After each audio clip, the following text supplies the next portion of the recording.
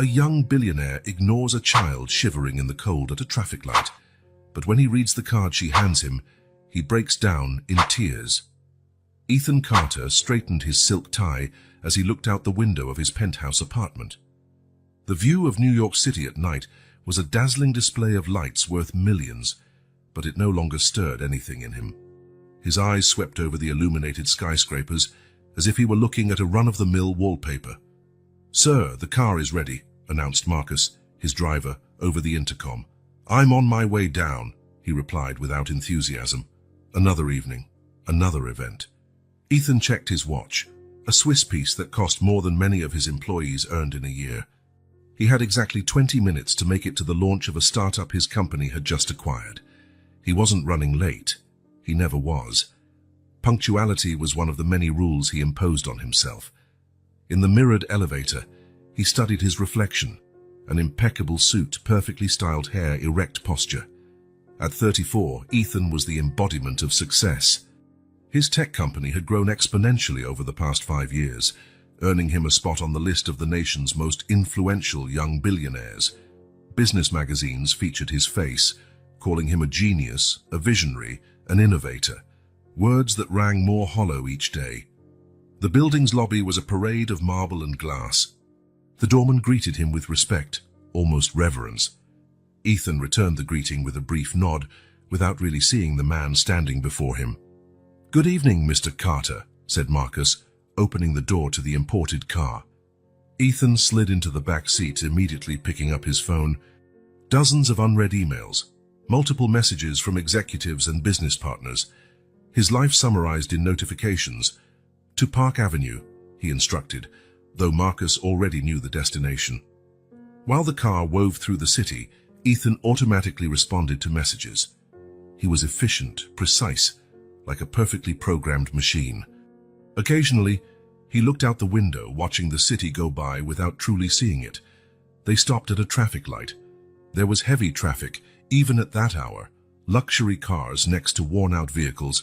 New York did not discriminate in its traffic jams. A movement at the window caught his attention, a gentle tapping on the glass. Ethan frowned, irritated by the interruption. With a sigh, he lowered the window slightly. "Sorry, kid, I don't have any cash," he said automatically, eyes still on his phone. "I don't want money," came a child's voice. Ethan lifted his gaze to find the face of a little girl. She couldn't have been more than 9. Dark, messy hair, worn-out clothes, but her eyes were intensely alive. In her small, grimy hands, she held out a homemade card. "Please," she said, extending the card, "just read it." There was something in that request, a simplicity, a contained urgency, that made Ethan accept the card without thinking.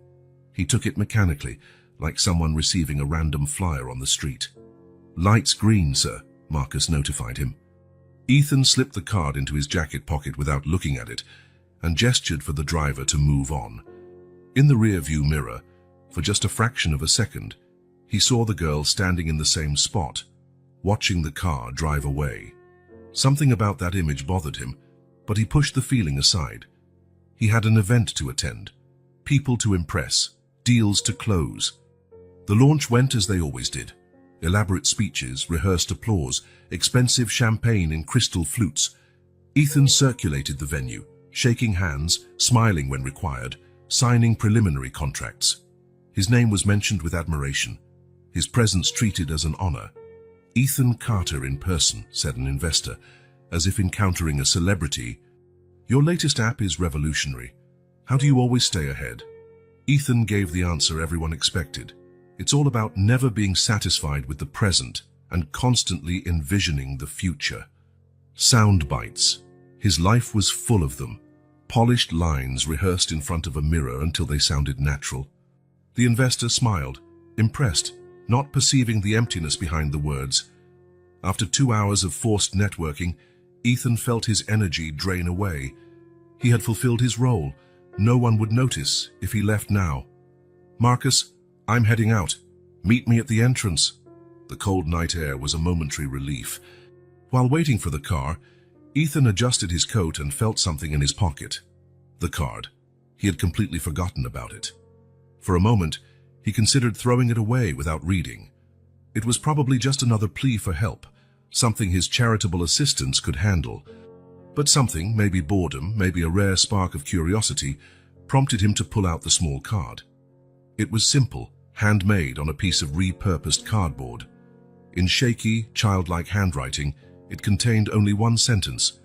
"Please help me. I have nowhere else to go and all I want is a chance to start over." A sudden tightness gripped Ethan's chest. The simplicity of the message struck him like a punch. There was no embellishment, no fabricated story for pity, no emotional manipulation, just a direct plea, raw in its honesty. The car arrived, and Ethan climbed in, still holding the card. "Home," he said distractedly. During the ride, he couldn't put the card down. He reread the message, recalling the girl's eyes. There had been something in them, a determination, a dignity that clashed with her ragged clothes. "Marcus, did you see that girl at the traffic light? The one who gave me this?" The driver adjusted the rearview mirror to look at Ethan. "Yes, sir. She's often at that intersection. I've seen her before." Do you know who she is? Where she comes from?" Marcus hesitated. "I don't know the details, sir. But from what other drivers say, she lost her mother recently. Seems she has no other relatives." Ethan fell silent, processing the information. A child alone on the streets of New York. It wasn't uncommon. He knew that. The city had thousands of homeless children, statistics he'd encountered in his company's social responsibility meetings. But now it wasn't just a statistic. It was a specific girl with bright eyes and a handmade card. The car pulled up in front of his building. Ethan got out absent-mindedly, still clutching the card. "Have a good night, sir," Marcus said in farewell. "Good night," Ethan replied, without truly registering it. In his silent, perfectly organized apartment, Ethan removed his jacket and loosened his tie. He poured himself an expensive whiskey and walked to the window, gazing out at the city sprawled beneath him. Somewhere down there, he thought, that girl was probably trying to find a place to sleep. "She's not your responsibility," he said aloud to the empty apartment. He tried to distract himself. He opened his laptop, checked his company's stock prices, reviewed reports. But the image of the girl at the traffic light persisted, along with the words on the card. "Please help me. I have nowhere else to go, and all I want is a chance to start over." Start over. The word echoed in his mind. How many times had Ethan spoken about fresh starts in his motivational talks? "Innovation is the art of starting over," he used to say. Empty words from someone who had never really needed to start from nothing. He left his whiskey untouched and headed to the closet. In one corner, neatly arranged in boxes, were items he periodically donated to charitable organizations, lightly worn clothes, electronic devices replaced by newer versions, objects he'd bought on impulse but never really used. Charity at a distance. Comfortable. No real involvement. He went to bed and tried to sleep, but the card's words haunted him. He tossed and turned, more restless than he had felt in years. His mind, usually occupied with market strategies and tech innovations, was now fixated on the image of a little girl at a traffic light. At 3 a.m, he gave up on sleep. He sat on the edge of his bed, rubbing his tired face. He picked up his phone and opened a news app, looking for distractions. Headlines about the economy, politics, technology, his usual world. And then, as if fate was taunting him, a small headline. "Number of homeless children rises 30% in the city." He tossed his phone aside. He walked around the silent apartment, feeling strangely out of place in his own home. The white walls, designer furniture, carefully selected artwork, it all felt like it belonged to someone else. He returned to the window. The city was starting to wake with the first hints of dawn.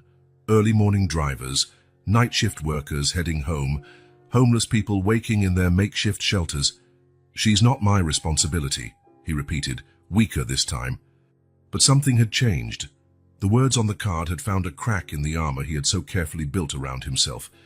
Beneath all the layers of success, ambition, and self-control, there was a persistent emptiness, a feeling that despite everything he'd achieved, something essential was missing. He went back to his bedside table and picked up the card. He looked at the childlike handwriting, tracing the outlines of the letters with his finger. "A chance to start over," he whispered. In that moment, something broke inside Ethan Carter. It wasn't a grand revelation or a dramatic epiphany, just the slow, painful admission that, despite all his wealth and power, he couldn't remember the last time he genuinely helped someone without calculating the benefits to himself. He sat in the armchair by his bedroom window, watching the sunrise with the card in his hand. By the time the sun finally rose over the horizon, Ethan already knew what he had to do, not out of social obligation or for PR image.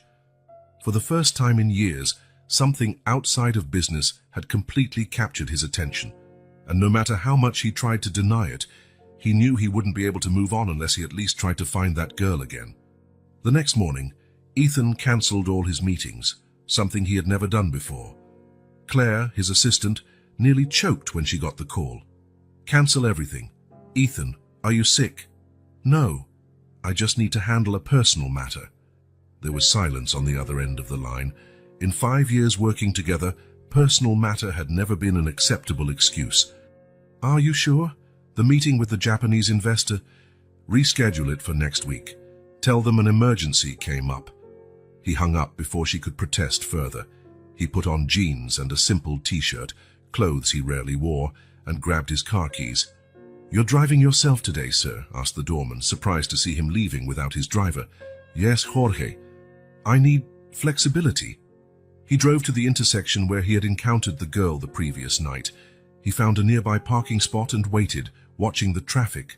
The light changed colors repeatedly. Street vendors offered water, candy, flowers, no sign of the little girl. After 2 hours, he decided to be more proactive. He approached a man selling bottled water from what looked like a fixed spot on that corner. "Excuse me," Ethan tried to sound casual. "I'm looking for a girl who usually stands at this intersection. Dark hair, about 9 years old." The man eyed him warily. "Why do you want to know?" Ethan hadn't considered how his question might sound. An adult man looking for a child he didn't know. "She gave me this yesterday." He showed the card. "I want to help her." The vendor examined the card, and his expression softened. "Oh, that's Sophie," he said at last. "She shows up here sometimes, but never at the same time. She's clever, that one. She doesn't trust people easily." Sophie. Now the girl had a name. "Do you know where I can find her?" The man hesitated. "Look, I'm not sure I should say anything. So there are a lot of bad people out there, you know. I understand your concern." Ethan pulled out his wallet and offered some bills. "But I really want to help her." The vendor waved away the money. "No need for that. If you truly want to help her, try the park a couple of blocks away. She hangs around there when she's not by the traffic lights." Ethan thanked him and walked to the park. It was a simple space with some trees, worn benches, and a small playground. Children were playing under the watchful eyes of parents and nannies. Seniors were playing checkers at concrete tables. No sign of Sophie. He sat on a bench, feeling out of place. His phone kept vibrating with messages and emails he ignored. Another first for him. An older woman feeding pigeons on the nearby bench observed him curiously. "Are you looking for someone?" she finally asked. "A girl named Sophie," he replied, surprising even himself with his honesty. Dark hair, skinny, around 9 years old. The woman's eyes lit up in recognition. "Little Sophie, poor thing. You know her. I come here every day. She shows up sometimes, always alone. After her mother died, it's like a bird that lost its nest." The confirmation of her story made Ethan's heart clench. "Do you know what happened to her mother?" "An illness. Cancer, from what I heard. She fought it for a long time but didn't have money for proper treatment. Sophie would wait here while her mother did cleaning jobs in the neighborhood." "No other relatives?" The woman shook her head. "Social services tried to find some, but no luck. They took her to a shelter, but she always runs away. Says it's too crowded, that the older kids scare her." Ethan absorbed the information, feeling a growing anger at a system that let a child prefer the streets over a supposedly safe shelter. "Where does she sleep?" "She won't tell anyone. She's smart, knows how to protect herself. But if you want my advice, come back in the late afternoon. She usually stops by the sandwich cart before it closes for the day." Ethan thanked her, and spent the rest of the day walking around the neighborhood, showing Sophie's card to local shop owners. Some recognized her, others looked away, uncomfortable being reminded of a poverty they'd rather ignore. A bookstore owner said Sophie sometimes came in to browse children's books. "She never touches anything without permission," he said, "unlike a lot of wealthy kids who come here." A fruit vendor mentioned giving her slightly bruised apples. "She's always grateful, that girl. She's polite." Each piece of information built a clearer picture. Sophie wasn't just another statistic of abandonment. She was a real child, with a personality, habits, a story. In the late afternoon, Ethan returned to the park. He stayed at a discreet distance from the sandwich cart, waiting. When business slowed down and the owner began packing up, he noticed a small figure cautiously approaching. It was her. Even from afar, he recognized the dark hair and alert posture, like a wild animal always on guard. Sophie spoke briefly with the cart owner, who smiled and handed her a wrapped sandwich. She thanked him and turned to leave, then noticed Ethan. Her eyes widened in recognition, and for a moment, she looked ready to run. Ethan raised his hands to show he meant no harm and took a few steps toward her. She hesitated, clearly deciding whether or not to flee. "Sophie?" he called softly. She studied him warily. "How do you know my name?" "I asked around. You gave me this card yesterday." He saw surprise in her eyes, as if she hadn't expected anyone to care enough to look for her. "Why are you looking for me?" she asked, her voice a mixture of distrust and a faint, almost imperceptible hope. Ethan realized he didn't have a rehearsed answer. Why was he here? What did he expect to accomplish? "I wanted to see if I could help," he finally said, with the honesty that surprised even himself. Sophie observed him for a few moments more, her gaze far older than her years. "Nobody helps for free," she replied, her small voice carrying a bitterness far too heavy for a child her age. Ethan felt those words like a punch to the gut. In his world, everything had a price, a return. She was right to question his intentions. "How about we start with dinner?" he suggested. "No strings attached. Then you decide whether you want my help or not." Sophie clutched the sandwich to her chest, weighing his offer. Finally, she nodded. "All right, but somewhere public." An involuntary smile spread across Ethan's face. This child had more sense than many adults he knew. "Of course. You pick the place." Original text repeated paragraph. Translation remains consistent with the instructions to keep numbering and paragraphs intact. The next paragraph is the repeat from the user's text. We continue accordingly. The next morning, Ethan cancelled all his meetings, something he had never done before. Claire, his assistant, nearly choked when she got the call. "I cancel everything. Ethan, are you sick?" "No, I just need to handle a personal matter." There was silence on the other end of the line. In 5 years working together, personal matter had never been an acceptable excuse. "Are you sure? The meeting with the Japanese investors? Reschedule it for next week. Tell them an emergency came up." He hung up before she could protest further. He put on jeans and a simple t-shirt, clothes he rarely wore, and grabbed his car keys.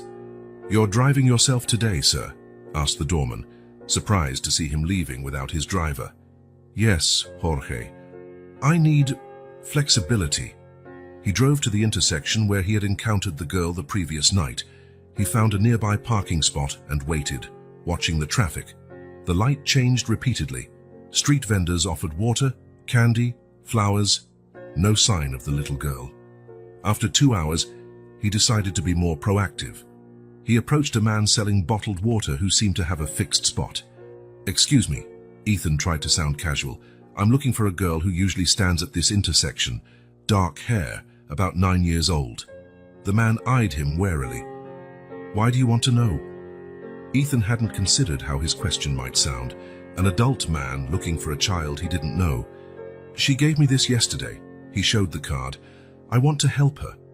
The vendor examined the card and his expression softened. "Oh, that's Sophie," he finally said. "She shows up here sometimes, but never on a schedule. She's a smart kid, doesn't trust people easily." Sophie. Now the girl had a name. "Do you know where I can find her?" The man hesitated. "Look, I'm not sure I should say anything. A lot of bad folks around, you know." I understand. Ethan pulled out his wallet and offered a few bills, but I really want to help her. The vendor declined the money with a gesture. No need. If you really want to help the kid, try the park 2 blocks from here. She usually spends time there when she's not at the lights.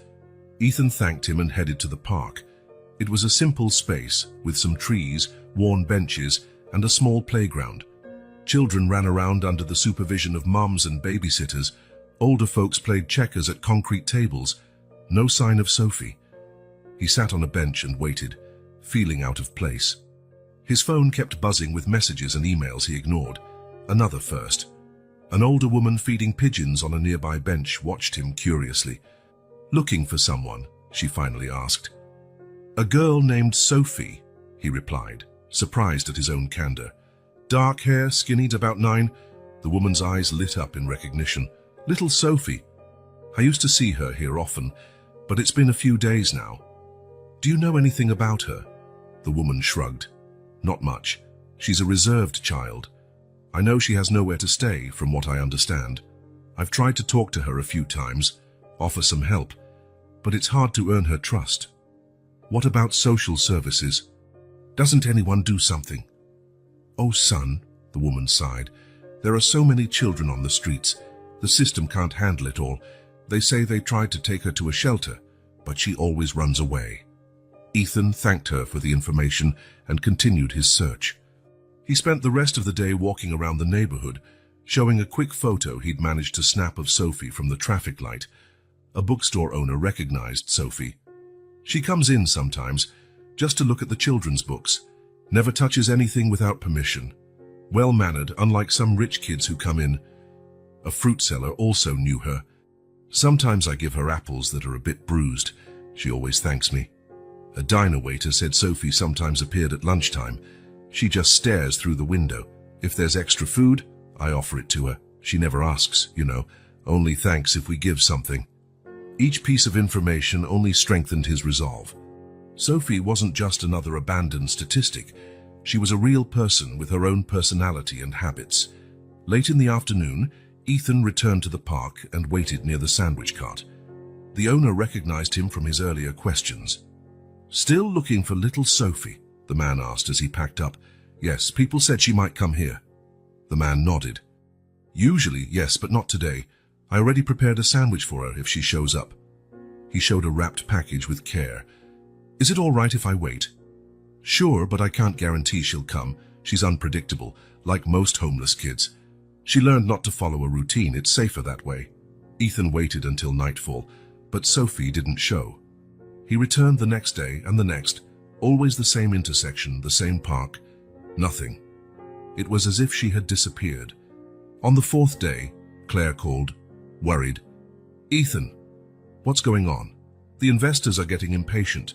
You've never been away this long. I'm working on something important, he answered vaguely. More important than your company? The question caught him off guard. A week ago, he would have answered without hesitation that nothing was more important than his company. Now he wasn't so sure. I just need a few more days, he finally said. He continued his search, expanding the area. He visited shelters, showed Sophie's photo. No one had seen her recently. A week passed. Exhausted and frustrated, Ethan stopped by a cafe to grab some coffee. He felt defeated. Maybe it was time to accept he wouldn't find the girl, that his sudden impulse to help someone would have to remain just an unfulfilled intention. While paying the bill, he overheard a conversation at the next table. Sleeping under the awning of that abandoned store on Sunflower Street, a girl so small, all alone.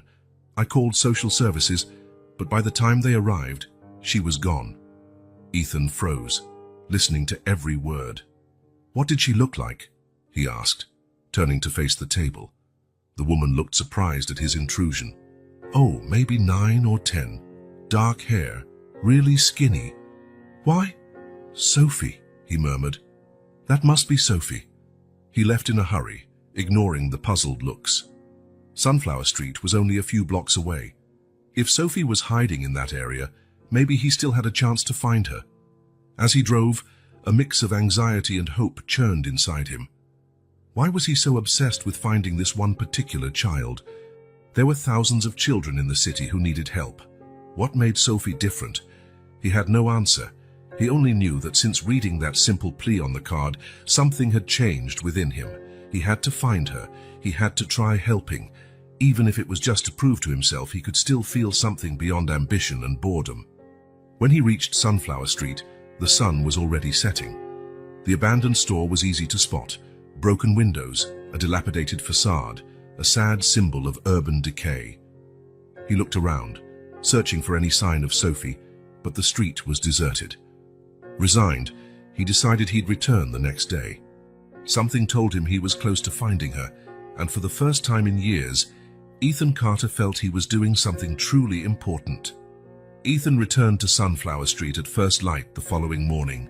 The place looked even more forlorn in the morning sun, peeling paint, trash piled on the sidewalks, a stark contrast to the upscale neighborhoods he usually frequented.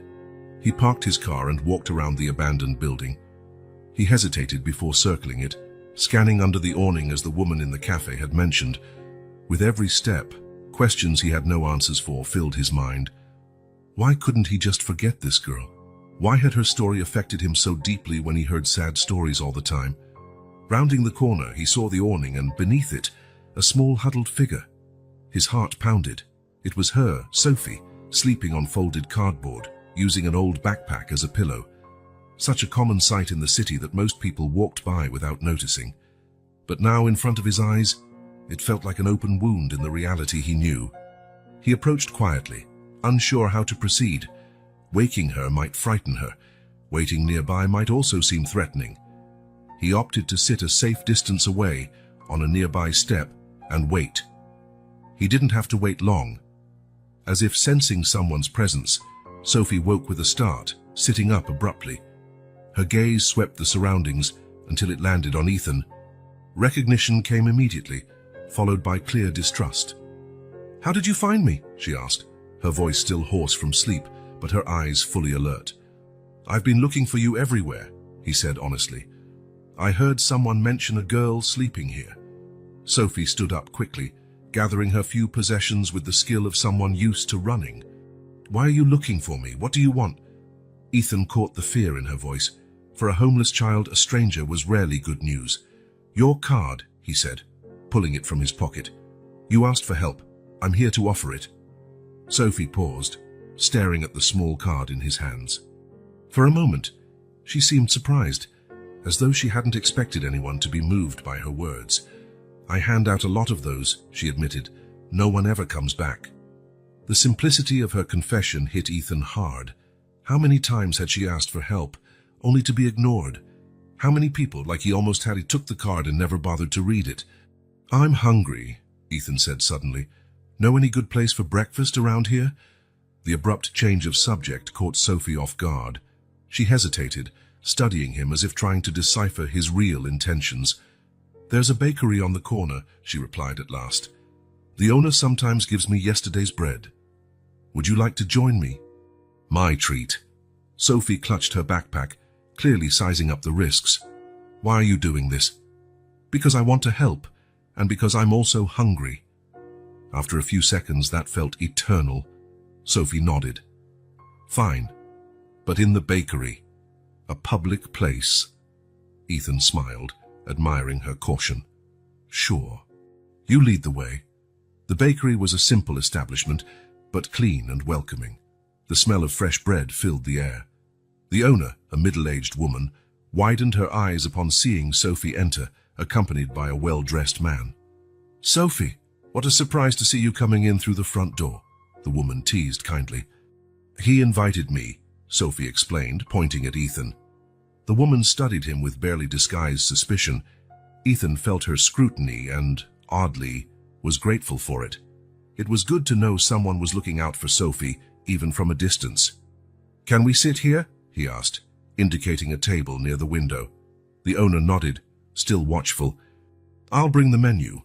Sophie perched on the edge of the chair, ready to bolt at any sign of danger. Ethan tried to appear as casual as possible. "What do you recommend here?" "The cheese bread is good," she replied hesitantly, "and the hot chocolate." When the owner returned, Ethan ordered 2 complete breakfasts, everything the bakery offered. Sophie's eyes widened. but she didn't object.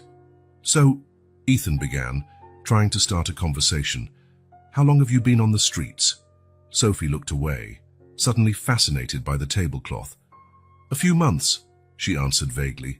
The food arrived: eggs, bread, cheese, fruit, juice, coffee for Ethan, hot chocolate for Sophie. Her eyes shone at the sight of so much food, but she held herself back, eating slowly, with manners surprisingly polite for someone in her situation. "You don't have to tell me anything you don't want to," Ethan said, noticing her discomfort. "I just want to help if you'll let me." Sophie studied him over her cup of chocolate. "Why? You don't even know me." It was a fair question. Why was he, a man who spent his life calculating gains and losses, so determined to help a stranger's child? "Your card," he answered candidly. "What you wrote made me think. Made me realize maybe I could do something other than just follow my routine." Sophie continued eating in silence, apparently considering his words. By the time she finished, she seemed a bit more relaxed. Ethan noticed she discreetly saved a small piece of bread in her pocket, likely for later, an instinct of someone who doesn't know when the next meal will come. "My mum died 4 months ago," she said suddenly, staring at the remainder of her hot chocolate. "It was just the two of us always." Ethan felt a lump in his throat. "I'm sorry."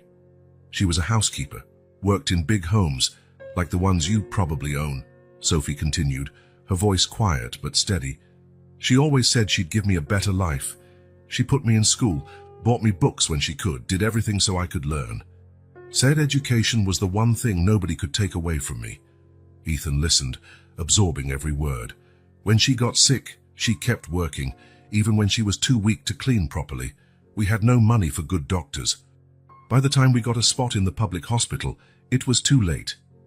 The bluntness with which she described her personal tragedy clashed with the evident pain in her eyes, like someone who had grown up too fast, forced to face realities no child should know. "After she died, some social workers took me to a shelter. It was crowded, noisy. Older kids stole our stuff, and the adults barely had time for everyone. I ran away after a week." "Did they try to find you?" Sophie shrugged. "Maybe, but there are so many kids on the streets. I'm just one more." The simplicity of her statement weighed on Ethan. To the world, she was just a number. To him, until a few days ago, she would have been just another anonymous face at a traffic light. Since then, I've managed. Some people help. The bakery lady, the bookstore owner, the fruit seller. I sleep wherever I can, always a different place. I do odd jobs, hand out those cards at traffic lights. And school. You can't go to school when you don't have a permanent address, she replied, as if it were obvious, or when you're worried about where you'll sleep at night. As Sophie recounted her story, Ethan felt something shifting inside him. For the first time, he wasn't listening with half his attention, thinking about emails to answer or contracts to review. He wasn't calculating how this conversation could benefit him. He was simply present, witnessing the pain and strength of a child who kept going despite all odds. "Do you know what my mom always said?" Sophie continued, now with a small smile. "She said that even in the worst situations, there's still kindness in the world. You just have to find the right person." That sentence hit Ethan unexpectedly. It was so simple, yet so profound, and somehow he felt that he needed to be that person for Sophie. "Sophie," he said, surprised at the firmness in his own voice, "I can't change what happened to you. I can't bring your mom back, but I can offer you a safe place to stay, at least for now." The offer hung between them. Sophie looked at him with a mixture of hope and distrust.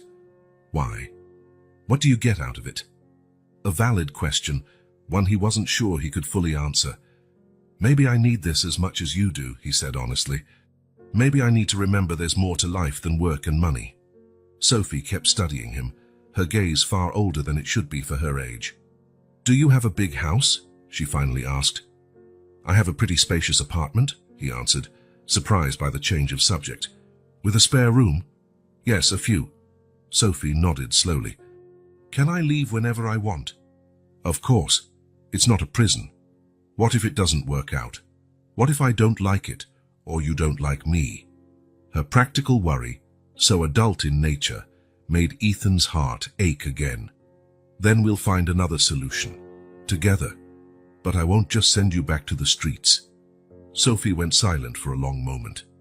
Finally, she extended her small dirty hand across the table. "Okay, but it's temporary, just to see how it goes." Ethan took her hand, feeling a mix of relief and enormous responsibility. He had just made a decision that would change both of their lives and, he hoped, for the better. Deal. Temporary. He paid the bill, leaving a generous tip that made the owner's eyes widen. As they left, the woman grabbed Ethan's arm. "Take good care of her," she whispered, half warning, half plea. "I will," he promised, with a conviction he had never felt before. On the way to the car, Sophie walked beside him, still cautious but with a small glimmer of hope in her eyes. Ethan realized he had just taken on a responsibility for which he had no preparation. He didn't know how to care for a child. He had no idea what challenges lay ahead. But for the first time in a long while, he felt like he was doing something genuinely important.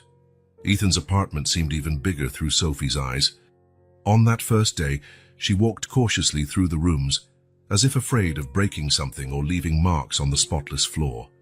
Her eyes grew wide at every detail: the paintings on the walls, the leather sofas, the huge TV in the living room, the sweeping view of the city from the panoramic window.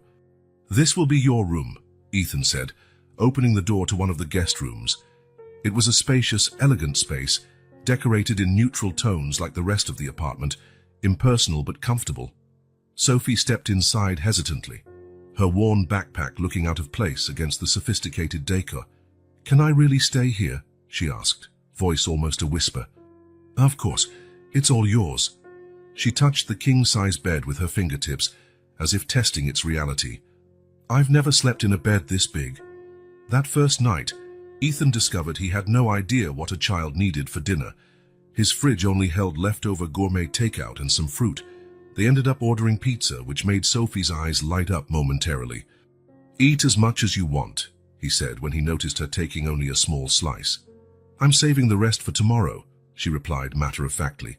The statement hit him like a punch. She still thought like someone who had to secure the next meal. "Sophie, you don't have to store food here. We'll always have more." She studied him with wary eyes, but nodded slightly. In the following mornings, Ethan realized his meticulously planned schedule had been completely disrupted. He could no longer leave at 6:30 a.m. for the office after a quick workout and breakfast. Now he had to prepare breakfast for two, make sure Sophie had what she needed for the day, and coordinate times to get back home. His first attempt at scrambling eggs resulted in a burnt mess that made Sophie stifle a laugh. The first genuinely happy sound he'd heard from her. "You've never cooked before?" she asked, watching him scrape the pan. "Rarely," he admitted. "I usually order takeout or eat out." "My mom taught me a few things," Sophie offered, approaching the stove cautiously. "I can show you." That morning, Sophie prepared perfect scrambled eggs while Ethan watched her precise, confident movements. It was strange to see a child so small, so at ease with domestic chores. Another consequence of a life where growing up fast wasn't an option, but a necessity. On the third day, Claire called, irritated at his prolonged absence. "Ethan, the investors are furious. The board is demanding an explanation. You've never disappeared like this." "I need a few more days, Claire," he said, watching Sophie leaf through a book from his shelf. "Days? Ethan, what is going on? Are you sick? Do you need a doctor?" "I'm fine. I'm just dealing with a personal matter." "Personal? Since when do you have personal matters?" The question hung in the air. Claire was right. Until that week, his life had been entirely consumed by work, leaving no room for personal issues. "Things have changed," he said simply. "I'll be back next week." He hung up before she could protest further. Over the ensuing days, Ethan realized he needed to establish a routine for Sophie. He bought new clothes for her, surprisingly complex, as she insisted she didn't need many things, but he insisted on getting her the basics. "Why are you doing all this?" she asked while trying on a new pair of sneakers. "You don't have to spend so much on me. You need these things," he replied simply, "and I can afford them." Sophie put on the sneakers, looking at her feet, torn between gratitude and the fear of getting attached to something she might lose. In the first week, Ethan noticed Sophie had nightmares. He'd hear her small whimpers in the night but hesitated to invade her space. One particularly bad night, when the sounds turned into muffled sobs, he finally knocked gently on the door. "Sophie, everything okay?" Silence. Then a small voice. "Yes. Can I come in?" More silence. Then, "Okay." He found her sitting up in bed, knees pulled to her chest, tears staining her cheeks. Ethan sat on the edge of the bed, maintaining a respectful distance. "Do you want to talk about it?" Sophie shook her head. "Do you want me to stay a bit? We don't have to talk."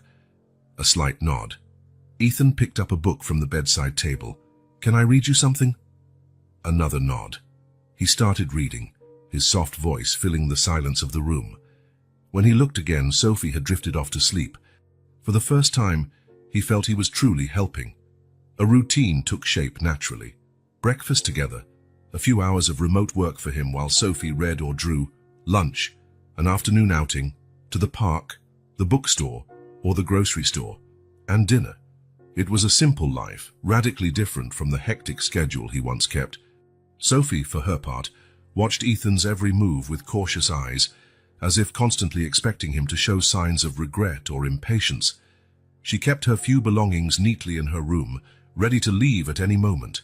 She never asked for anything, quietly accepting what was offered. One night, while Ethan was making pasta, he could now cook a few basic dishes. He noticed Sophie observing him thoughtfully. "What is it?" he asked gently. "Don't you have to go to work? You do have a job, right?" Ethan smiled. "Yes, I own a company. I'm working from home for now." "Because of me?" The direct question caught him off guard. "Yes, partly. I want to make sure you feel comfortable here before I go back to my normal routine." Sophie was silent for a moment, processing this. "You don't have to change your life for me. I can take care of myself." Ethan's heart ached. No child should have to take care of themselves. "I know you're capable, Sophie. You've proven that. But now we're in this together, okay? And sometimes it's good to have someone to count on." She nodded, not entirely convinced, but a bit more at ease. On the 10th day, Ethan took Sophie to the park. While she timidly played on the swing, keeping her distance from other children, he watched her with a strange feeling in his chest. Protection. He felt an overwhelming need to protect this girl who, despite everything, still carried a spark of hope in her eyes. He was so distracted that he almost didn't notice his phone ringing. It was Claire again. "Ethan, we need you here, today. No excuses." He sighed, looking over at Sophie. "I can't, Claire. What's going on? Everyone is speculating. Some think you're ill, others think you're planning to sell the company." "None of that, I'm just—" He hesitated, unsure how to explain. "I'm taking care of someone." "Taking care? You? Of who?" "A girl. She needed help." The silence on the other end was deafening. "Did you adopt a child?" Claire asked finally, incredulous. "Not officially. It's temporary." "I think—" More silence was then. "Ethan Carter, what happened to you?" The question echoed in his mind long after they hung up. What had happened to him? In just 10 days, his life had turned upside down. His once clear priorities now seemed distant and superficial. He watched Sophie get off the swing and walk toward him, a faint smile on her face. That's when he realized that, for the first time in years, he felt genuinely useful, not as a CEO or a businessman, but as a human being. That night, he made dinner while Sophie set the table, a new routine they'd established. She still moved around the apartment cautiously, but no longer seemed as out of place as she had during those first days. "Ethan?" she called as they ate. "Yes." "How long am I going to stay here?" The question was simple, direct, but loaded with meaning. Ethan realized he dreaded that question as much as she did. This temporary arrangement was slowly turning into something neither of them wanted to define or limit. "How long would you like to stay?" he asked in return. Sophie toyed with her food, avoiding his gaze. "I don't know, but I like it here." "Then stay as long as you want," he responded simply. "This is your home now, if you want it to be." She looked up, studying his face for any sign of deceit or hesitation. Finding only sincerity, she nodded slightly. "Thanks," she whispered. That night, for the first time, Ethan realized this new routine, so different from anything he'd known, was fast becoming the only thing that made sense to him. After 2 weeks with Sophie, Ethan finally returned to the office. He could no longer postpone his responsibilities, no matter how much he wanted to stay home with her. He hired a babysitter recommended by his neighbor, a middle-aged woman named Mrs. Martin, whose calm kindness quickly gained Sophie's cautious trust. "I'll call every hour to check on you," he promised Sophie before leaving, "and I'll be back for lunch." She nodded, trying to appear indifferent, but her eyes revealed the anxiety of being left behind. "You don't have to worry about me, I've been alone before." "But now you're not alone," he said, surprising himself with the firmness in his voice. "Now you have me." When he arrived at the office, 20 minutes past his usual time, he noticed the startled looks. Ethan Carter, the CEO who used to arrive before everyone, was now rushing in with a slightly crooked tie and a jelly stain on his sleeve. "Good morning, Mr. Carter," said the receptionist, barely hiding her curiosity. The whispers followed him through the hallways. He caught snippets of conversation. Totally different. "Never been late before. Did you see that stain on his sleeve?" Ignoring the comments, he made his way to his office, where Claire waited with a mix of relief and exasperation. "Finally," she said, handing him a stack of documents. "I thought I'd have to reschedule the 9 o'clock meeting." "Again." "Nice to see you too, Claire," he replied, checking his phone. No messages from Mrs. Martin. "Good. The meeting with the Japanese investors is set for this afternoon. The quarterly report needs your signature by noon, and the board demands an explanation for your absences." Ethan nodded absently, still glancing at his phone. "Are you listening to me?" "Yes." "Japanese and report fiends board," he repeated automatically. "I'll handle everything."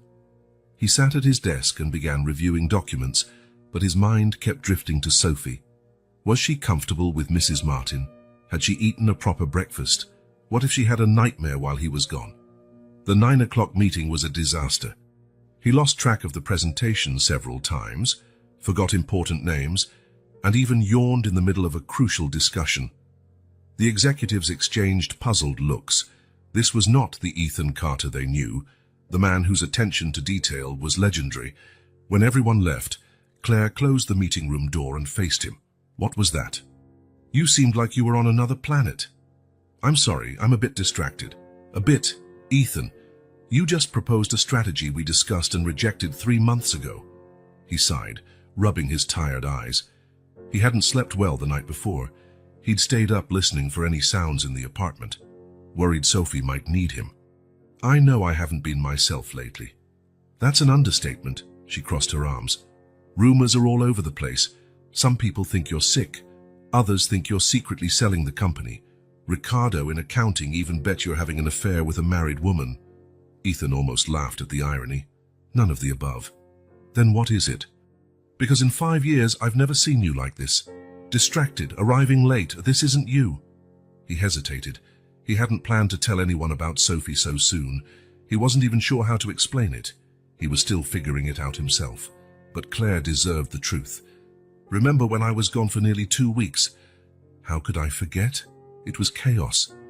I found someone." "A little girl." Claire's eyes widened. "A little girl. Not like you think," he hurried to clarify. "She's 9, homeless. Her name is Sophie." Claire's expression went from shock to confusion. "I'm lost. What does this girl have to do with you?" "She gave me a card at a traffic light asking for help," he explained, feeling strangely vulnerable. "I couldn't ignore it. I looked for her, found her sleeping under an awning, and now she's living with me." The silence that followed was deafening. Claire looked at him as if he'd just announced he was quitting everything to join the circus. "You brought a homeless child into your home," she repeated slowly, testing whether the sentence made sense. "I know how it sounds." And yes, it was impulsive, maybe even irresponsible. But she had no one, Claire, no one. To his surprise, Claire didn't scold him. Instead, she took a seat at the table, genuinely intrigued.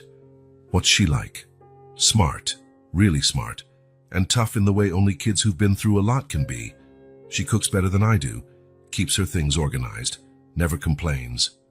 Sometimes I catch myself staring at her, wondering how someone so young can be so resilient. As he spoke, Ethan realized how much Sophie had impacted his life in such a short time, how her presence had transformed previously empty spaces into something alive, meaningful. I never thought about caring for anyone like this, but I can't just ignore her, Claire. She needs help. Claire studied him for a long moment, her expression unreadable. Then, slowly, a small smile appeared. I think you finally found something that really matters. The simplicity of her observation caught him off guard. It was true. Amidst all his professional achievements and material gains, he'd never felt the sense of purpose he felt now, caring for Sophie. So what's your plan long-term? Claire asked. You can't just keep a child without any legal formality. I'm consulting a lawyer about temporary custody, he admitted. It's complicated, but I'm willing to face the bureaucracy. Claire nodded thoughtfully. You'll need help. We can rearrange your schedule, prioritize meetings that need your physical presence, move others to video conferences. You don't think I'm crazy? I think I'm seeing the Ethan Carter who's always been under the workaholic obsessed with control, she replied with a genuine smile. And honestly, I like this Ethan better. Before he could respond, his phone rang. It was Mrs. Martin. His heart skipped a beat as he answered. Mr. Carter, said the woman, sorry to bother you, but Sophie has a fever. It doesn't seem serious, but she asked for you. I'm on my way, he replied without hesitation. He hung up and looked at Claire. I have to go, Sophie's not feeling well. To his surprise, Claire was already gathering his documents. Go. I'll handle things here. I'll call you if it's truly urgent. Thank you, Claire. As he hurried out of the office, feeling the curious gazes of employees watching him leave mid-morning, Ethan realized something fundamental had changed. For the first time, his priority wasn't work, success, or status. It was a small girl who had somehow become the most important thing in his life. Ethan got home in record time. He found Mrs. Martin in the kitchen, brewing tea, while Sophie lay curled up on the couch under a blanket. Her fever's not too high, Mrs. Martin said quietly, but she got upset when she realized she wasn't feeling well. Ethan approached the couch carefully. Sophie looked at him through feverish eyes, a vulnerability on her face she rarely showed. Hey, he said gently, sitting down beside her. Heard you're not feeling too great. Sophie averted her gaze. You didn't have to come. It's not that bad. Of course I had to come, that's what I'm here for. Silence fell between them. Ethan realized that despite the weeks they'd spent together, Sophie still held onto her protective barriers. She trusted him enough to live under his roof, but not enough to show real vulnerability. Can I check your temperature? He asked, showing her the thermometer Mrs. Martin had given him. Sophie nodded slightly. It was 100.8 degrees, enough to explain her discomfort. I'll make you something light to eat, and then you can take some medicine, okay? Not hungry, she muttered. You still need something so the medicine works. As he prepared a simple soup in the kitchen, Ethan reflected on how caring for someone who was sick was completely new to him. He'd never been concerned about anyone else's well-being like this. Sophie ate a few spoonfuls of the soup and took the fever reducer without complaining. Mrs. Martin said her goodbyes, promising to return the next day. You don't have to miss work because of me, Sophie said once they were alone. Don't worry about that, just rest, okay? She fell asleep on the couch and Ethan gently carried her to her room. Laying a blanket over her, he noticed how tiny she looked in the large bed, a reminder that despite her forced maturity, she was still just a child. The night was long. Ethan checked on Sophie every hour, anxious about her fluctuating fever. Around 3 a.m., he jolted awake to the sound of screams coming from her room. He rushed in to find her sitting up, eyes wide with terror, still gripped by a nightmare. Sweat dripped from her forehead, and her body was visibly trembling. Sophie, he said softly, sitting on the edge of the bed. It was just a dream. You're safe. She looked at him, her eyes gradually refocusing on reality. For a moment, it seemed she would pull away, as she always did when he got too close. But then, to Ethan's surprise, she threw herself into his arms, sobbing. It was the first time Sophie had initiated physical contact. Ethan held her gently, feeling her small body trembling against his. I dreamed they took me away, she whispered between sobs. That they were taking me out of here. Nobody's going to take you away, he promised, running a hand through her hair. You don't have to be afraid here. No one will hurt you. She pulled back slightly to look at him, as if measuring the sincerity of his words. Promise? I promise. Sophie visibly relaxed. Instead of moving back to her side of the bed, she stayed close to Ethan, as though his presence protected her from the nightmares. Do you want me to stay until you fall asleep again? She nodded, settling back under the covers. Ethan sat in the armchair beside the bed, watching as she fought off sleep, still scared the nightmare might return. My mom used to sing to me when I had nightmares, Sophie murmured, eyes already closed. I don't know how to sing, Ethan admitted with a smile. That might be more of a nightmare than a help. A small smile appeared on Sophie's face, a rare and precious sight. I can tell you a story if you want, he offered. Okay. Ethan began an improvised tale about a little star that fell from the sky and was trying to find its way back. Before he reached the midpoint, Sophie was already asleep, her breathing calm and steady. He stayed there, keeping watch over her, feeling a strange mix of protectiveness and gratitude. That small moment of trust, Sophie turning to him for comfort, meant more to him than any professional achievement he'd ever had. In the days that followed, something subtly shifted between them. The fever had passed, but the wall Sophie kept around herself seemed to have lowered. She started asking questions about his life, sharing small stories about her own, seeking him out when she needed something instead of trying to handle it all alone. Ethan, for his part, grew more accustomed to the role of caregiver. He rearranged his work schedule to be home for important times, breakfast, dinner, bedtime. He learned what foods Sophie liked, how to read the signs when she was anxious or sad, and when to respect her space if she needed solitude. Small rituals took shape naturally. Reading before bed, Sunday walks in the park, Friday night movies with popcorn. Each shared moment was a tiny step toward building something that increasingly resembled a family. One day, while they washed dishes together after dinner, Sophie meticulously drying each plate, she asked casually, "Do you think I'll ever have to leave here?" The question took Ethan by surprise. He put down the glass he was washing, considering his answer carefully. "Not if I can help it," he finally said. "But there are laws and procedures we have to follow. I'm working with a lawyer to make sure you can stay if that's what you want." Sophie nodded, absorbing the information. "That's what I want," she said simply, turning her attention back to the plate she was drying. Ethan felt his heart swell with an emotion he couldn't fully name. It was deeper than happiness, more complex than pride. It was the sense of finally being on the right path after years of going in the wrong direction.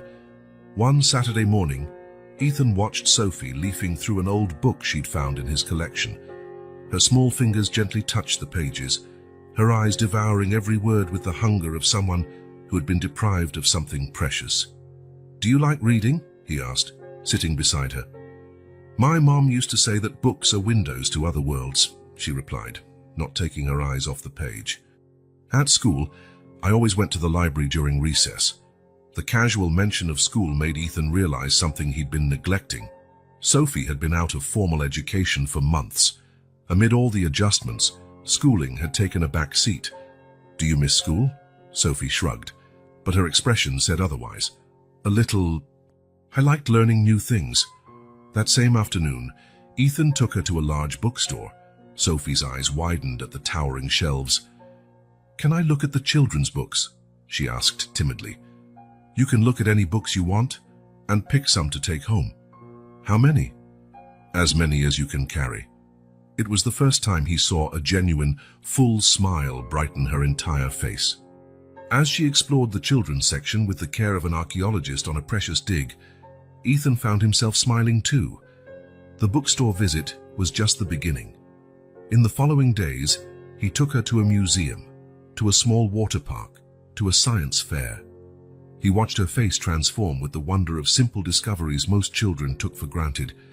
During a trip to the botanical garden, while Sophie examined an exotic flower, Ethan had an epiphany. For years, he'd measured success in numbers, profits, stocks, market growth. Now, He found a profound joy in something as simple as watching a child discover the beauty of a plant. "Did you know this flower only blooms once a year?" he explained to Sophie. "That's why it's so special to see it now." Sophie looked at the flower, then at him. "Like us," she said simply. "What do you mean?" "We only met that one time. If you hadn't stopped at that light on that specific day." Her perspective left him momentarily speechless. How much of life hinged on small decisions, fleeting moments that could so easily never have happened. On the way back, they stopped for ice cream. Sophie, with chocolate smudges on her face, suddenly said, "I never thought anyone would really care about me." The statement, uttered so plainly, hit Ethan like lightning. He realized it wasn't just Sophie's life that was changing, his was too. "I care," he replied simply. Sophie smiled, a small smile packed with meaning. And Ethan understood that he had found something no professional success could ever offer, a purpose beyond himself. That night, as he tidied up the kitchen, he reflected on how drastically his life had changed. The workaholic executive, obsessed with deadlines and profits, now worried about grocery shopping for school lunches and reading bedtime stories. And the most surprising part was that he didn't miss his old life. Even though he'd never considered having children, taking care of Sophie felt as natural as breathing. It was a responsibility that, instead of weighing him down, gave meaning to each day. When he checked on Sophie before bed, he found her already asleep, clutching one of her new books. He gently tucked the blanket around her small shoulders and allowed himself a moment to feel the wave of protectiveness that welled up whenever he looked at her. Sophie, with her cautious distrust and extraordinary resilience, had become as much a safe harbor for him as he was for her. The corridors of Carter Tech buzzed with rumors. In the 3 weeks since Ethan had returned to work with a completely different routine, speculation had only grown. The man who used to be first in and last out now arrived promptly at 8:30 a.m. and rarely stayed past 5 p.m. Meetings that once stretched into late evening were abruptly cut short when his phone rang from a certain caller. "They say he's got a new girlfriend," an intern remarked over morning coffee.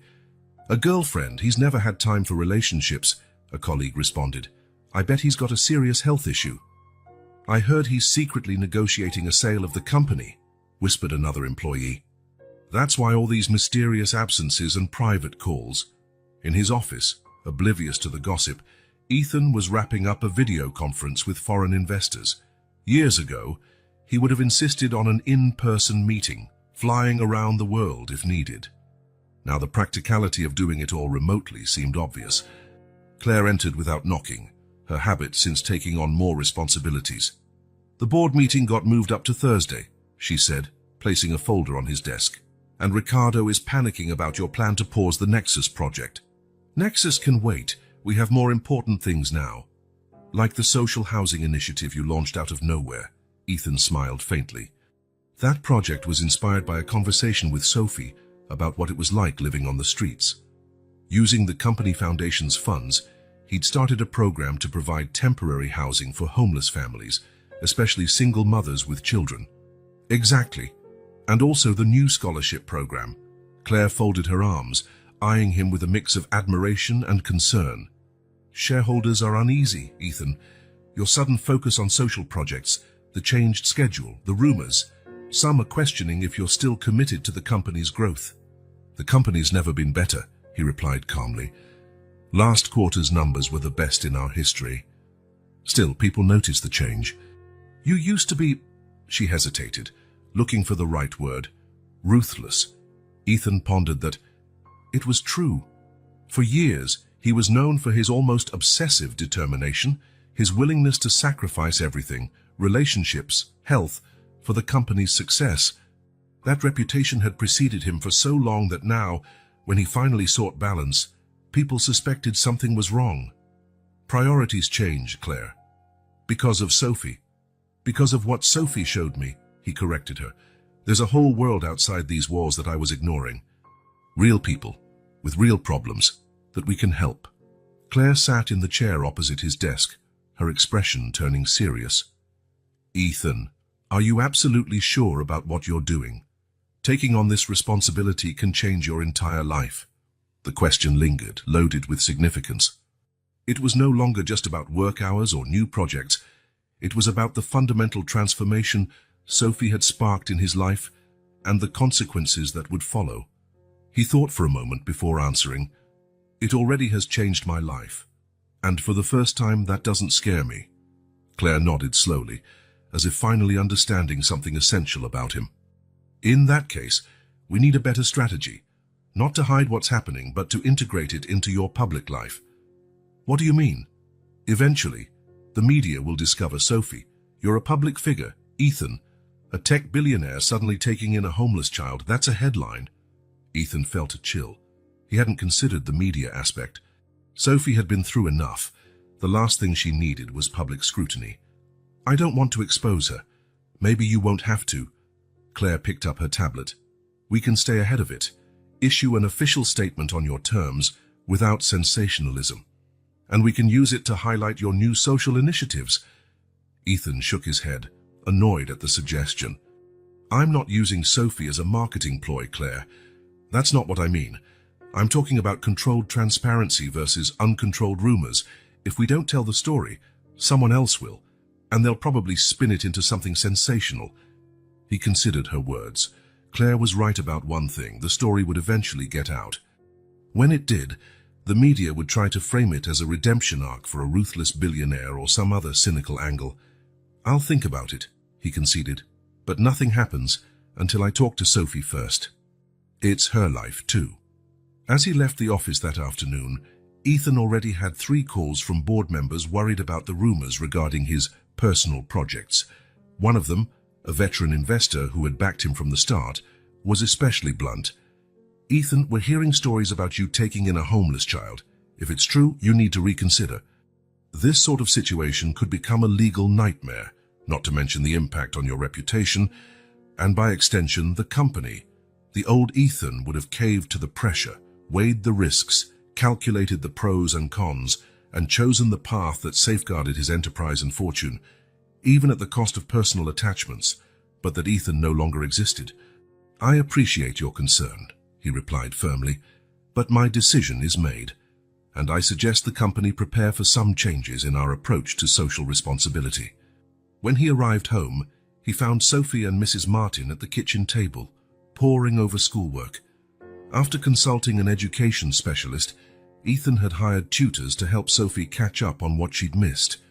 How was the studying today? He asked, placing his briefcase on the counter. Math is easy, Sophie said with a small smile, but history is confusing. Too many dates. She's very smart, Mrs. Martin added. She picked up in 3 days what some kids take weeks to learn. Ethan smiled, feeling the pride that had become a regular part of his life. Sophie really was extraordinary. Her ability to absorb knowledge, her resilience, her kindness despite everything she'd endured.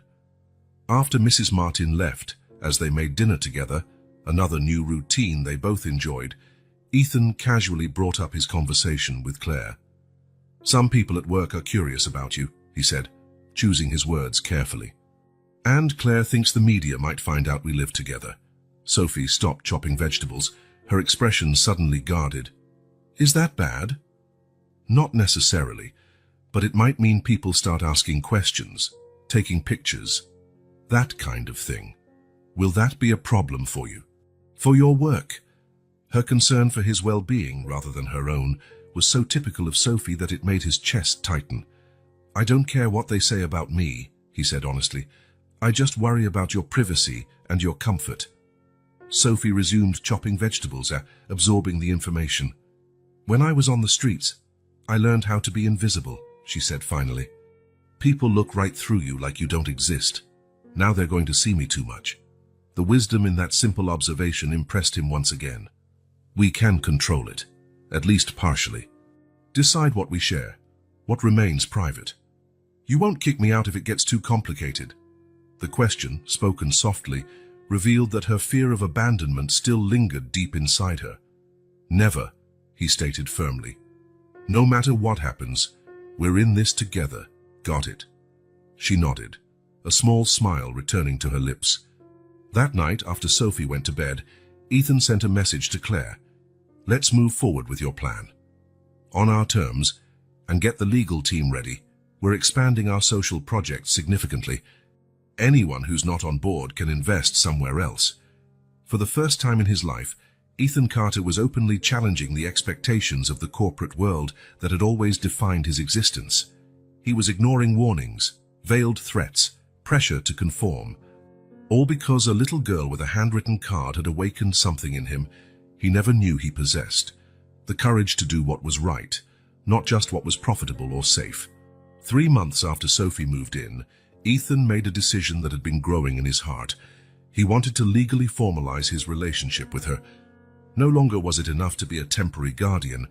He wanted to give Sophie the certainty of a permanent home. He scheduled a meeting with Marina Fields, a family law attorney his company had worked with on social projects, a woman renowned for her expertise and discretion. She received him in her office on a Friday afternoon. "So you want to file for the legal custody of the girl," she summarized after hearing the entire story. "Ethan, I must be honest. It won't be a simple process." "I'm prepared for that," he replied, determined. "What do we need to do?" "First, we'll need all of Sophie's documentation, birth certificate, school records, medical records, whatever we can find. She doesn't have much with her. She only had a backpack when I found her. Then we'll have to do some investigating. Her full name will help locate her records. We'll also need a home study, proof you have adequate conditions, which clearly isn't an issue, and evidence of an established emotional bond. What if we find biological family? They might have rights. We'll conduct a thorough search. If her mother is deceased and no father is on record, as you mentioned, we'll look for grandparents, uncles, any close relatives. We have to exhaust every possibility before a judge considers awarding custody to someone with no blood ties. Ethan felt a knot in his stomach. The idea that some distant relative might appear and take Sophie away frightened him more than any business crisis he'd faced. What if relatives do show up and she doesn't want to go with them? Her opinion will be taken into account, especially given her age, but it's not definitive. The judge will decide based on what's in the child's best interest. He left the attorney's office with a list of required documents, and the sense that he was diving into a far more complex process than he'd imagined. Driving home, he reflected on how something seemingly straightforward, providing a home for a child, could involve such bureaucratic hurdles. In the following weeks, Ethan and his legal team began gathering information. Sophie cooperated as best she could, sharing details about her life before living on the streets, the name of her old school, the neighborhood where they'd lived, the hospital where her mother had been treated. One rainy Tuesday, while working in his home office, Ethan received an email from the investigative team. They had located Sophie's school records and chow-chow-ing with that, found her full birth certificate and other documents. Attached were scanned copies of all the documents they'd uncovered. Ethan first opened the birth certificate, verifying basic information. Sophie Bennett Castro, born 9 years ago in New York City. His gaze drifted to the parental field. The father's name was blank, but the mother's was there in full: Julia Bennett Castro. Julia Bennett. Time seemed to stop for a moment. That name, which he hadn't heard or thought of in over a decade, now leapt off the screen like a ghost made flesh. Julia Bennett. It couldn't be a coincidence. Bennett wasn't a common last name. And Julia? How many Julias Bennett could there be in New York? With trembling hands, he opened the other files in the email. One contained a copy of Sophie's mother's ID. The photo, though small and slightly blurry, left no doubt. It was her. Julia. His Julia. Memories long buried came rushing back like a flood. Julia Bennett, the literature student who used to sit next to him in economics electives, the girl with the easy smile and strong opinions, who challenged professors without fear, who wrote poetry in the margins of her notebooks. The friend who spent countless late nights listening to his ambitious plans while sharing her own dreams of becoming a writer. Julia, with whom he spent hours in the library, in cafes, walking around campus. Julia, who always believed he could change the world, not just make money. Julia, whom he promised never to forget once college was over. A promise he'd completely broken. After graduation, Ethan had thrown himself into his career. Her emails became less frequent, eventually stopping. At some point, they lost contact. He moved on, built his empire, forgot the idealistic girl who had once meant so much. And now he discovered she had died. Alone. Poor. Fighting an illness that might have been treatable if she'd had resources. If she'd had help, if he had kept in touch. Guilt slammed into him with devastating force. How different things might have been if he hadn't let their friendship die. If he'd looked for her, if he'd been there when she needed him most. Ethan? Sophie's voice pulled him back to the present. She stood at the office door, looking at him curiously. "Are you okay? You look weird." Ethan tried to compose himself, but tears threatened. Sophie walked closer, worried. She'd never seen him cry. "What happened?" Ethan took a deep breath before answering. "I knew your mother. She was a very close friend of mine." Sophie's eyes widened in surprise. "You knew my mom? How? When?" "In college. We studied together for 4 years. We were really close." "Why didn't you ever tell me?" "Because I didn't know," he explained gently. "I didn't realize the Julia you mentioned was the same person I knew. I just found out now, looking at these documents." Sophie came closer to the computer, looking at her mother's photo on the screen. Her fingers traced the monitor softly, as if trying to reach through the glass. "What was she like in college?" Ethan smiled through tears.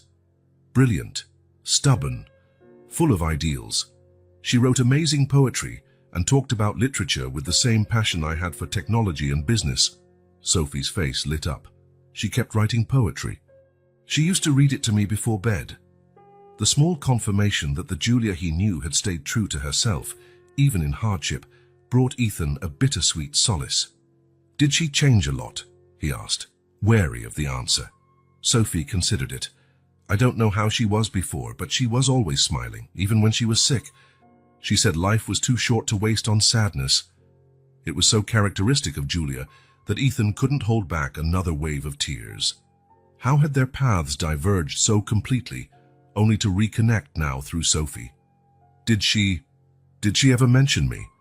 he asked hesitantly. Sophie shook her head. "She never talked about anyone from college. At least, not that I remember."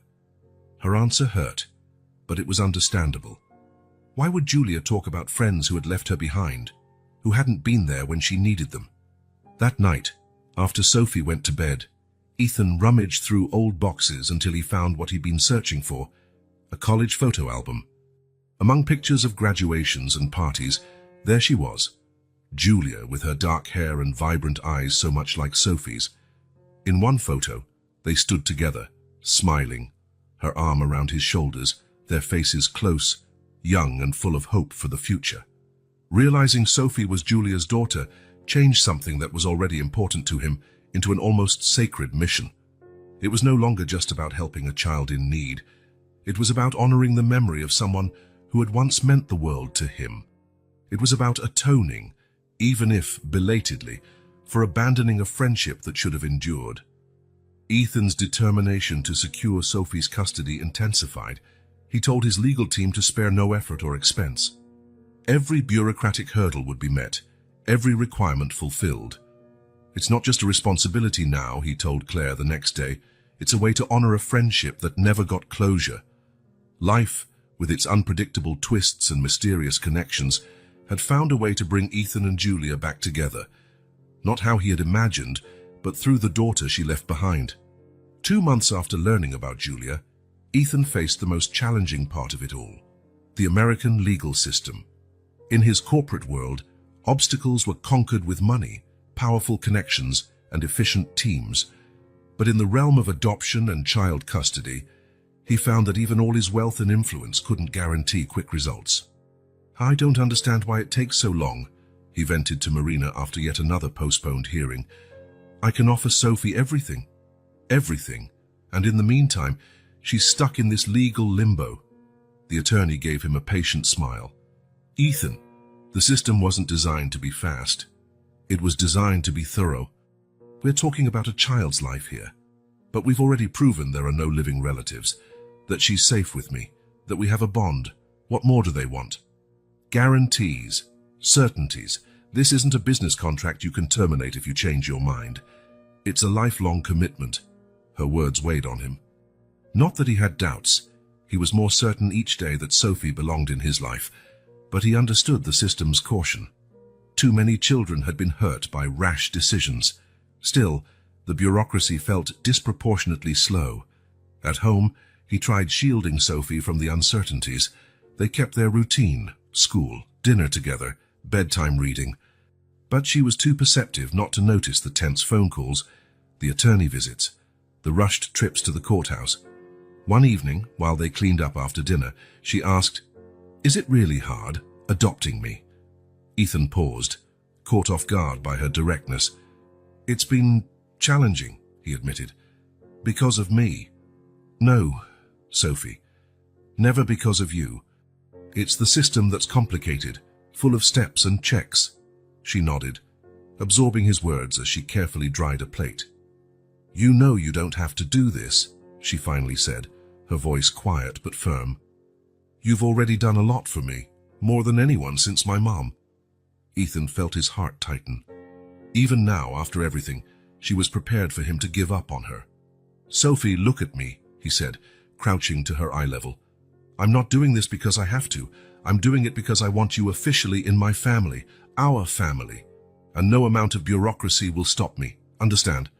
Her eyes, so much like Julia's, brimmed with unshed tears. She nodded silently.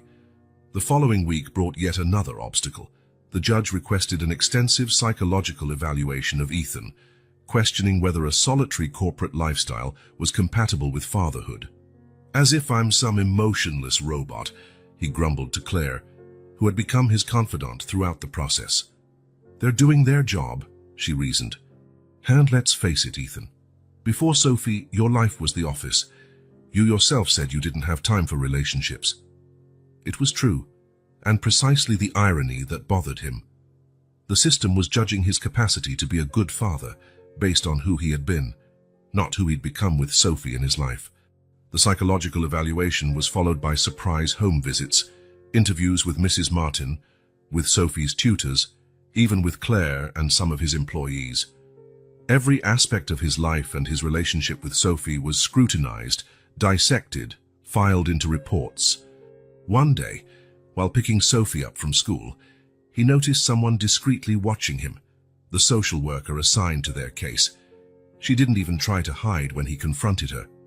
"I'm just doing my job, Mr. Carter," she said calmly, "and I must say, I'm impressed by your dedication. Many would have quit after all this bureaucratic red tape." "I'm not trying to buy a car," he replied, more emotional than intended. "I'm fighting for custody of a child I love. Giving up isn't an option." Something about his sincerity seemed to move the woman. In later reports, she highlighted Ethan's genuine connection and unwavering commitment to Sophie's well-being. At home, the dynamic had shifted again. Sophie, who once kept an emotional distance, was now fully engaged with the case. She asked about the hearings, wanted to know details about the judge's remarks, offered to help organize documents. "Why the sudden interest?" Ethan asked one evening, as she helped him sort through a stack of paperwork. Sophie hesitated a moment, carefully lining up the sheets of paper. "Because now I believe it might actually work," she answered finally, not looking at him. "At first, I thought you'd give up at the first sign of trouble. Most people do." The simplicity of her explanation revealed so much about her history, about the disappointments and abandonments she'd experienced in her young life.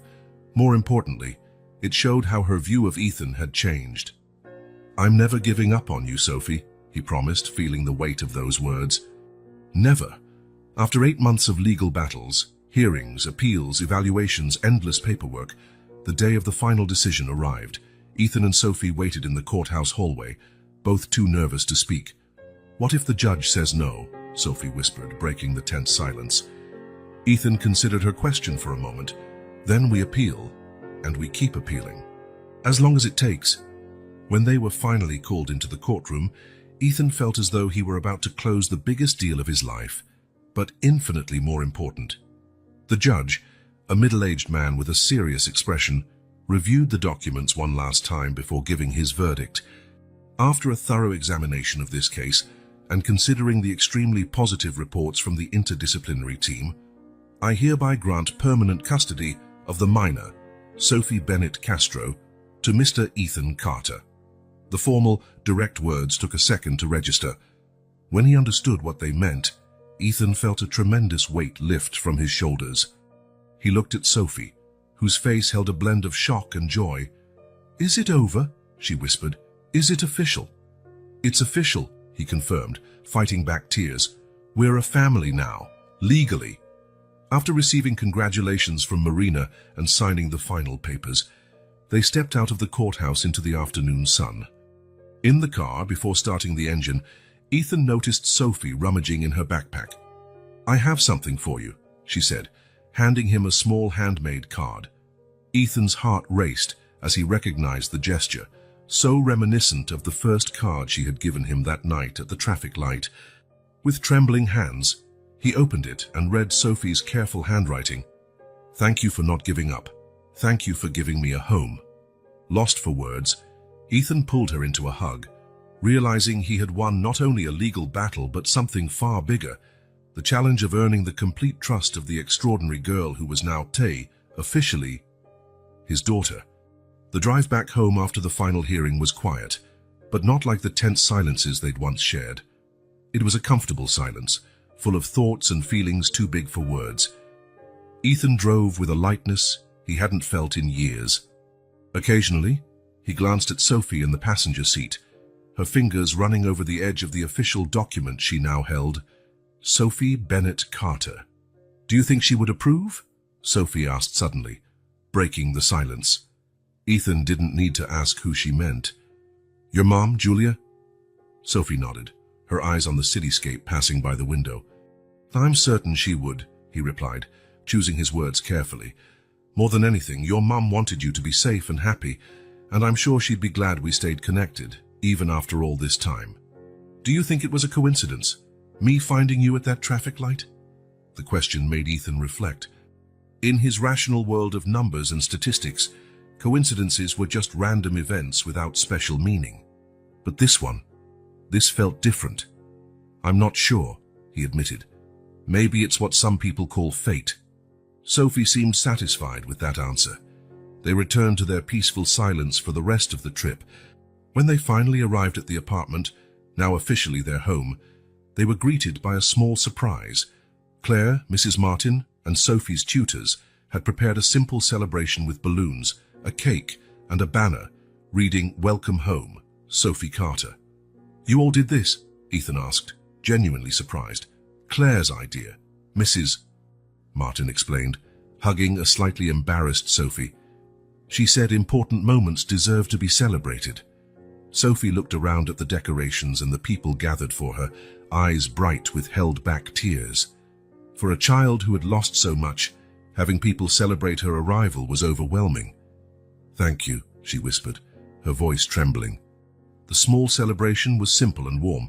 They ate cake, laughed, and shared stories from the past few months. At one point, Ethan watched Sophie animatedly discussing a book with Claire, and he felt a surge of gratitude so strong it nearly took his breath away. His life, once so fixated on material achievements and professional recognition, had been completely transformed by this little girl's presence. Values he'd never questioned had been re-examined. Priorities that seemed immovable had been rearranged, and, most surprising, he was happy about these changes. When everyone left and they were finally alone, Sophie was uncharacteristically quiet, as if processing everything that had happened. "You okay?" Ethan asked, helping her put away the last of the dishes.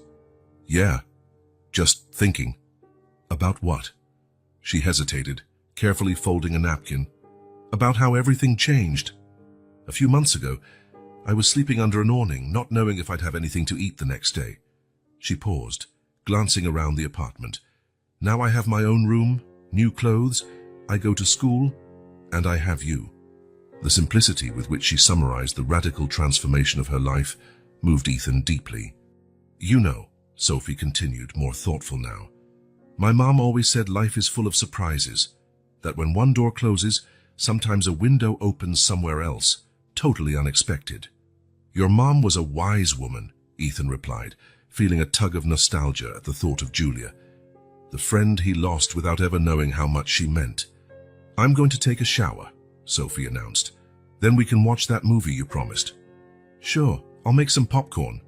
While Sophie showered, Ethan set up the living room for the movie night they'd planned as their private celebration of the custody's finalization. He arranged pillows on the couch, prepared popcorn, chose a film, an animated feature about a brave girl Sophie had mentioned wanting to see. When she returned, already in pajamas and with damp hair, she was holding something. "I have something for you," she said, handing him what looked like another handmade card, different from the one she'd given him at the courthouse. It was a simple card decorated with colorful drawings of two figures holding hands, one large, one small, beneath what appeared to be a starry sky. Ethan opened it, feeling a strange, anticipatory emotion. Inside, written in Sophie's careful handwriting, it read, "Thank you for giving me a chance. So now I know I have a home." The words were so simple yet so powerful, hitting Ethan with overwhelming force. He remembered the first card she'd given him at the traffic light, with its desperate plea for help. How that message had pierced his consciousness and broken through years of emotional numbness. And now, this new card closed a circle, from uncertainty to security, from homelessness to belonging, from loneliness to family. "Do you like it?" Sophie asked, suddenly unsure due to his silence. Ethan couldn't answer right away. He felt a lump in his throat, an emotion too intense for words. Instead, he opened his arms. Sophie didn't hesitate. She ran into his embrace, snuggling in as if it were the safest place in the world. In that moment, Ethan understood a truth he had never grasped in all his years of amassing wealth and business success. For the first time in his life, he felt truly rich. Rich not because of the millions in his bank accounts, nor his real estate holdings, nor the power he wielded in the corporate world, but because of the trust bestowed by that extraordinary child. Rich for the chance to make a real difference in someone's life. Rich for the privilege of loving and being loved unconditionally. That night, as they watched the movie together, Sophie fell asleep with her head resting on his shoulder. Ethan didn't wake her, preferring to watch her peaceful face, so reminiscent of her mother, who had once meant so much to him. Life, with its mysterious paths and unexpected connections, had granted him a second chance, a chance to build something more meaningful than corporate towers and investment portfolios, a chance to build a family. The next morning, he woke to the sound of Sophie in the kitchen, trying and apparently failing given the clamor, to make breakfast on her own. He smiled, feeling a simple, profound joy fill his heart. This was only the start of their new journey. There would be challenges, certainly. Sophie's teenage years lay ahead with all their complexities. The corporate world would continue to question his new priorities. There would be hard days, arguments, doubts. But now there was one absolute certainty, as clear as the morning light streaming into the apartment. He and Sophie would face it all together, as a family. A real family,